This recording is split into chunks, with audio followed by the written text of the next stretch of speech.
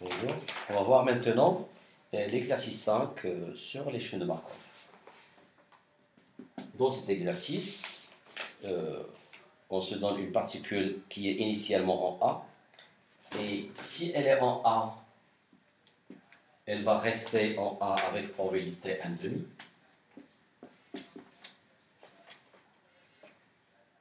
Et elle la quitte vers B avec probabilité 1,5.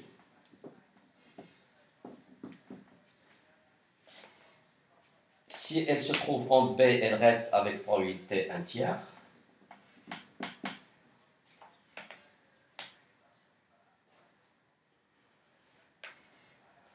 Et elle ne se range jamais en C. Donc, elle va vers A avec probabilité 1 tiers.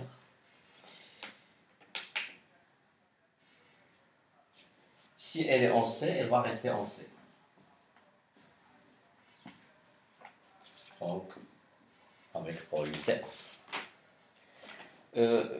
Montrer que c'est une chaîne de Markov, bon, c'est comme dans l'exercice précédent, même justification. Pour la matrice de transition, P, c'est la matrice de transition.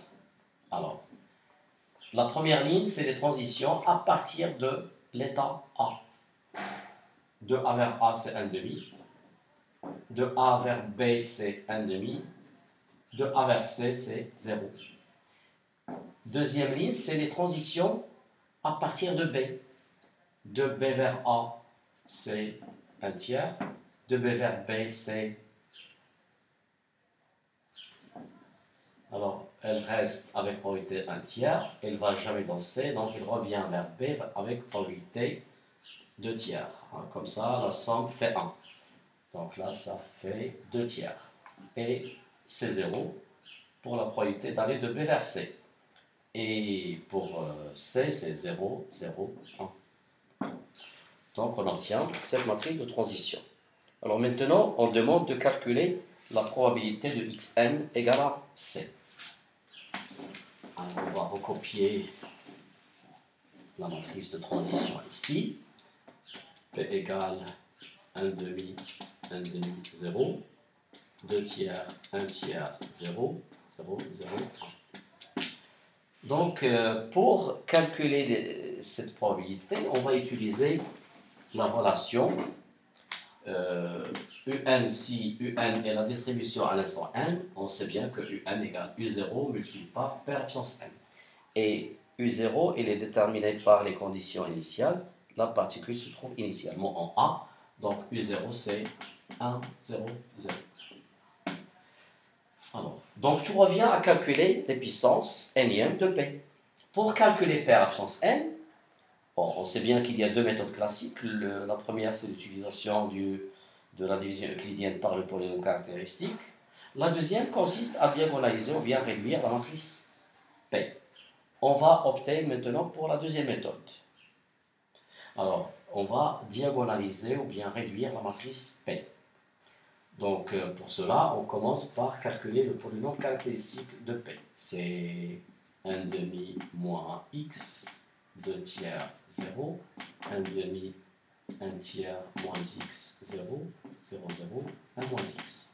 Si on développe selon la dernière ligne, c'est 1 moins x multiplié par 1,5 moins x, 1,5, 2 tiers moins 2 tiers, 1 tiers, moins x.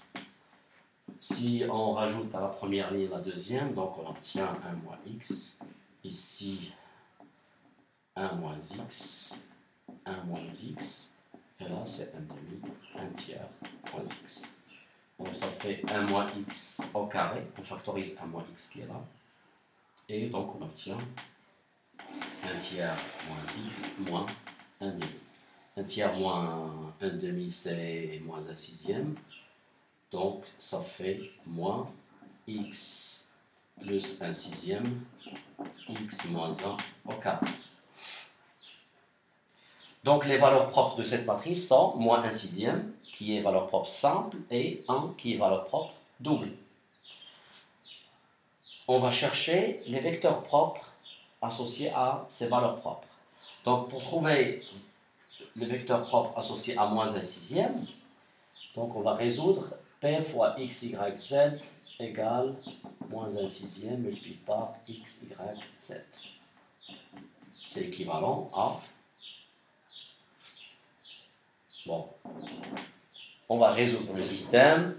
On va trouver un vecteur propre, V1. Après, on va faire la même chose pour 1. On va trouver deux vecteurs propres cette fois, V2, V3.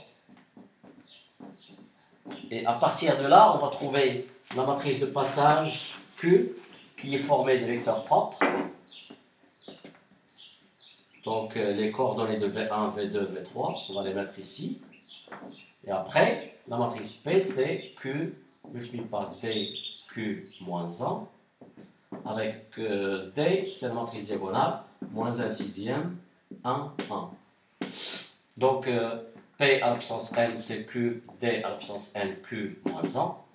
Et donc, UN, c'est U0 multiplié par P à la puissance n, égale U0, Q, D à la puissance n, Q moins 1. Et donc, on aura UN.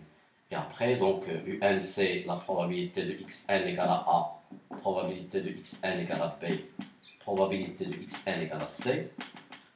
Donc, si on connaît ceci, on peut en tirer probabilité de xn égale à C comme étant la troisième coordonnée du vecteur UN.